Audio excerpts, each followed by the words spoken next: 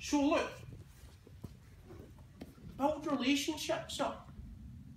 What have I got in my lower extremity if I chop my foot off? I'm asking you. What have I got? So how many bones have we got? 3. And I had 3 up here. Yeah? Right, so look, I have my humerus here. I have my femur here. I have my radius here. I have my fib here. I have my ulna here. And I have my tib here. I've still got 3. How many joints do I have?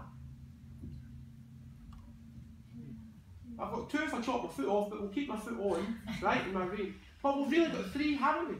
What's the classification? Again, I'm just picking you a bit here. But what's my classification of my shoulder joint? Ball and socket joint. How many movements occur?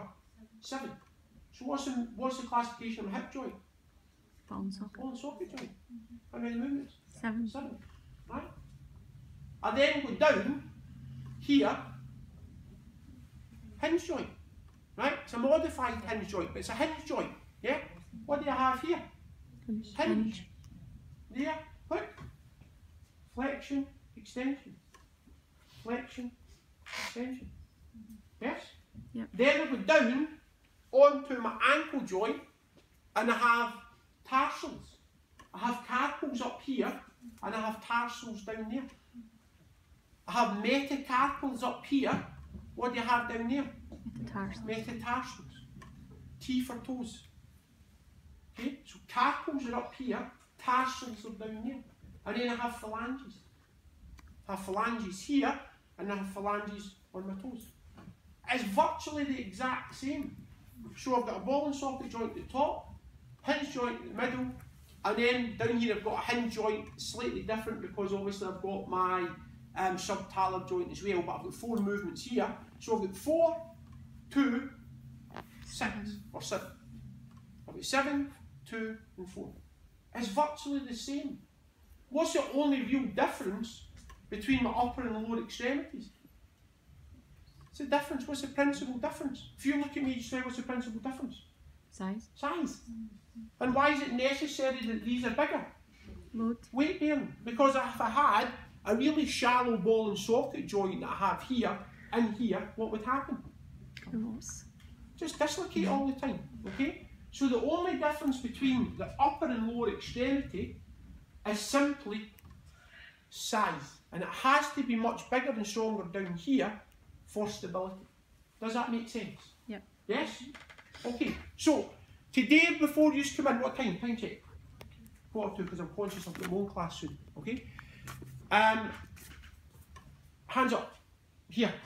I always do this, sorry. I'm a bit emo with this, right? You come in today and you had very little knowledge of synovial joints. You had very little knowledge of the movements or the classifications of the joints. Of what I've taught you just now, 10 means, Paul, you've been wonderful. 1 means, that's time I'm never ever going to get back. Alright? Where are we? Where's your knowledge just now? Be honest. Give it an 8 or 9, yeah. You're confusing me there. Right? So, everybody's above a 5 anyway. Yes? Most of us are around about 7s and 8s. Perfect. Good. Does anybody have any questions you want to ask me? No? Last thing I want you to look up for me, I'll very briefly explain it to you, is Wolff's Law. Have you talked about Wolff's Law? Yes, you have talked about it. Well, if you know about it, then that's fine. Okay? Remember, Wolff's Law is all to do with bone density or the effects that exercise has on bone. Okay? Basically, Wolff's Law will state that your bone will adapt to the loads and pressures that it's put upon. Okay, that's put upon that actual bone. And it'll then actually form into a stronger bone with regards to the amount of force that's been put on. Conversely, if the bone is not been any load put on it at all, then it weakens. Okay? So when we talk about the effects of exercise on bone, remember that it makes them stronger it makes them bigger. It increases the mineral deposits, which again contributes to the strength of it. Okay, it will increase the stability of the soft tissue, so the tendons and the ligaments will become stronger. It will increase your synovial fluid, which protects the joint a wee bit more, and also again makes it a wee bit more flexible in terms of movement. All right. And it's all really to do with Wolff's Law is all really to do with weight bearing status, so weight bearing activities. So if you run and jump as a kid, then your bones get much stronger. Okay? Same with upper extremity sports. A lot of people neglect that.